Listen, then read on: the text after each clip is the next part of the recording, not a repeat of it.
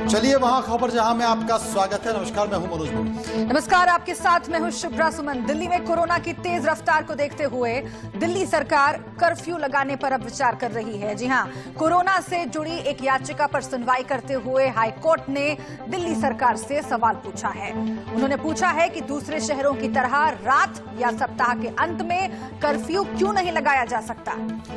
दिल्ली सरकार ने कहा कि महामारी के मद्देनजर किसी भी प्रकार के कर्फ्यू को लागू करने पर अभी कोई फैसला नहीं किया गया है, लेकिन कोविड-19 की स्थिति को देखते हुए कर्फ्यू का फैसला लिया जा सकता है। सुनवाई के दौरान हाईकोर्ट ने दिल्ली सरकार को स्टेटस रिपोर्ट में सही जानकारी नहीं देने पर फटकार भी लगाई है।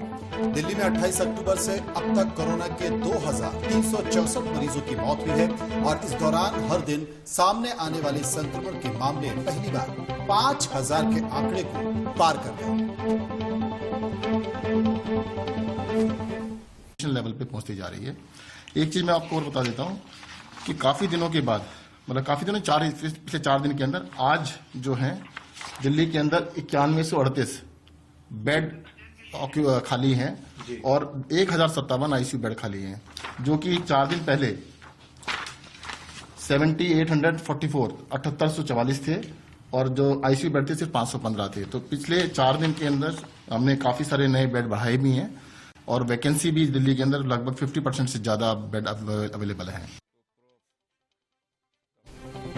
देश भर में कोरोना काबू से बाहर होता जा रहा है। तमाम कोशिशों और एहतियातों के बावजूद राज्य सरकारें इस पर लगाम लगाने में नाकाम साबित हो रही हैं। जी हां, दिल्ली, मुंबई और गुजरात जैसे शहरों की हालत बेहद खतरनाक स्तर पर पहुंच गए हैं और इसी वजह से देश के प्रधानमंत्री नरेंद्र मोदी ने कोरोना पे प्रभावित राज्यों के साथ वीडियो कॉन्फ्रेंसिंग के जरिए एक रिव्यू बैठक भी की। इस कोरोना रिव्यू मीटिंग में कुल 8 राज्यों के मुख्यमंत्री शामिल हुए थे, जिसमें दिल्ली, गुजरात, बंगाल, महाराष्ट्र के मुख्यमंत्री मौजूद थे। बैठक में दिल्ली के मुख्यमंत्री अरविंद केजरीवाल की ओर से हॉस्पिटल में अतिरिक्त बेड्स की मांग की गई थी। तो वहीं महाराष्ट्र के मुख्यमंत्री उद्धव ठाकरे ने कोरोना को कंट्रोल करने के लिए एक टास्क फोर्स बनाने का मशवरा दिया। इस वीडियो कॉन्फ्रेंस में गृह मंत्री अमित शाह भी मौजूद थे। गृह मंत्री अमित शाह ने कहा कि दिल्ली, केरल, महाराष्ट्र और राजस्थान जैसे राज्यों को खास सावधानी बरतने की जरूरत है।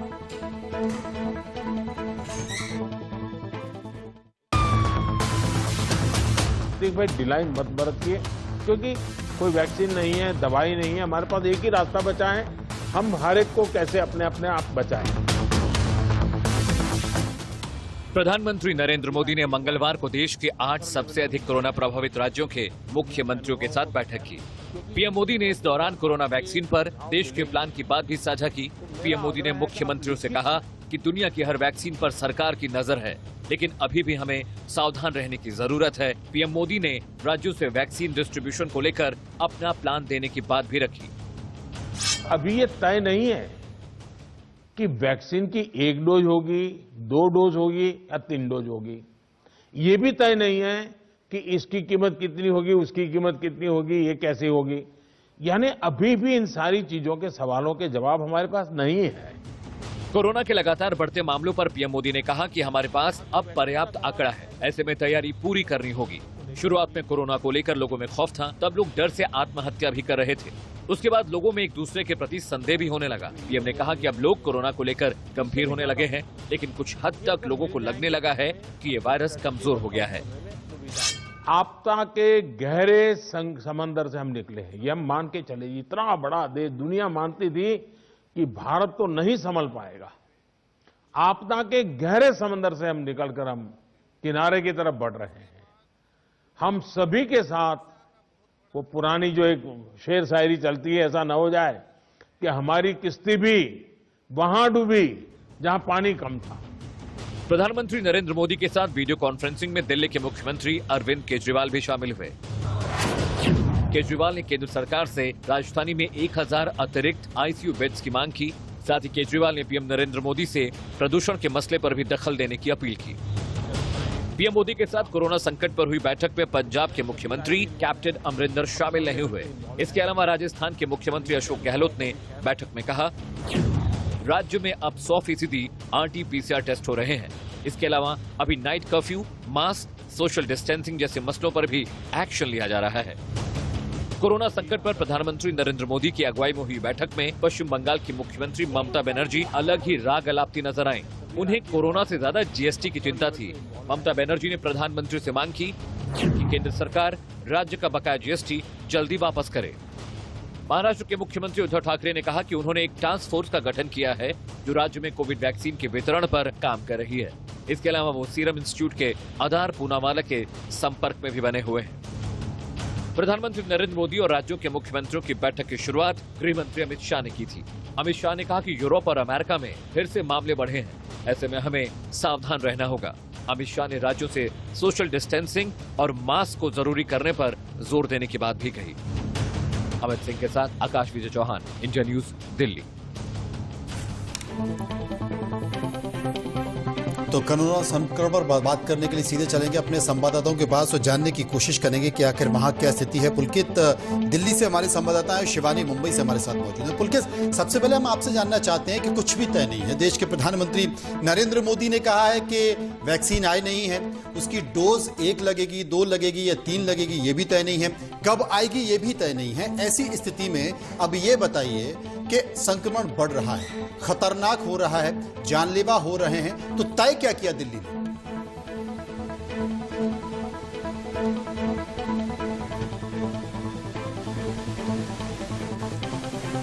रोकने की मात्रा है वो मास्क के जरिए मास्क की पेनल्टी बढ़ाकर ज्यादा से ज्यादा लोगों को इस बात के लिए जागरूक करे कि वो मास्क लगाएं ताकि संक्रमण फैलने से रोका जा सके।